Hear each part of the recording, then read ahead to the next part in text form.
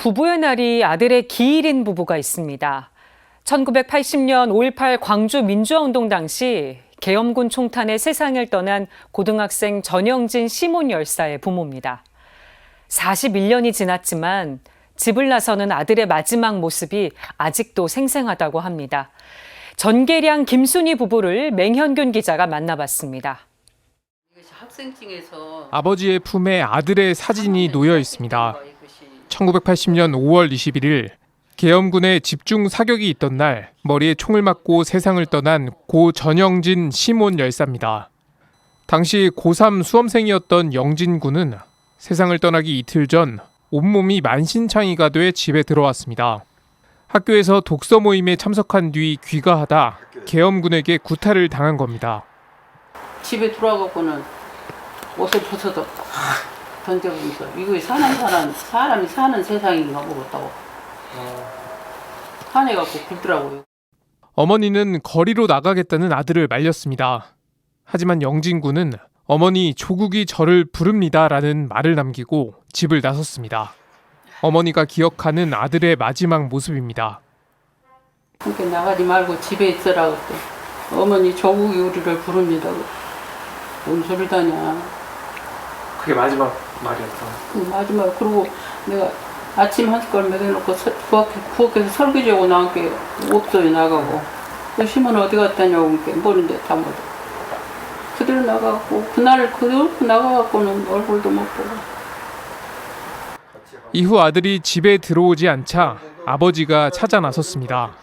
시민들이 계엄군의 무차별 사격에 쓰러지는 모습을 본 아버지는 불안한 마음에 집에 전화를 걸었습니다.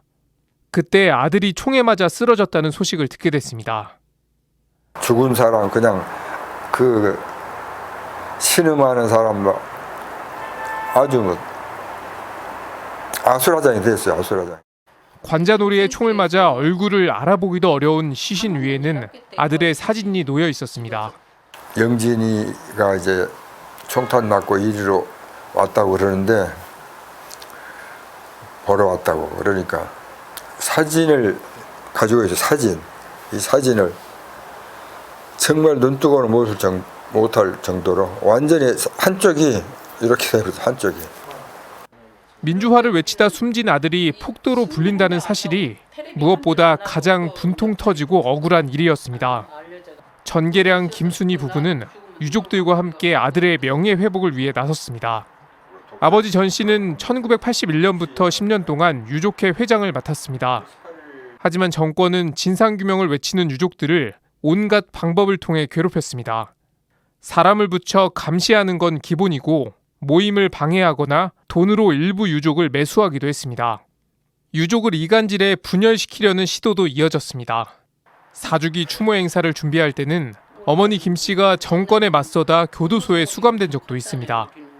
어려운 집안 사정에도 부부가 진상규명과 명예회복을 위해 나선 이유, 아들의 죽음을 헛되이 하지 않으려면 죽음의 가치를 왜곡하고 폄훼하는 것만큼은 막아야 했기 때문입니다.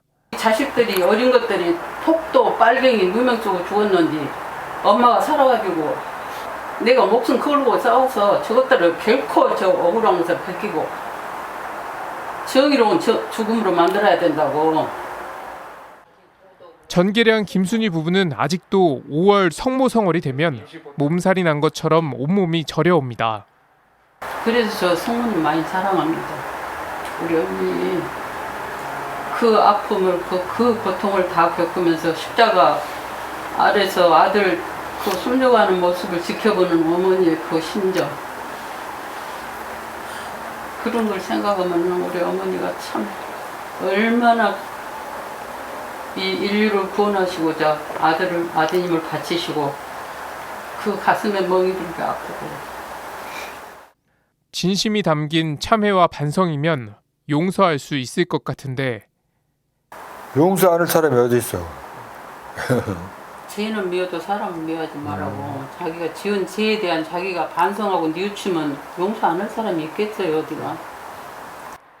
아직도 억울한 죽음이 반복되고 있는 현실이 안타깝기도 합니다.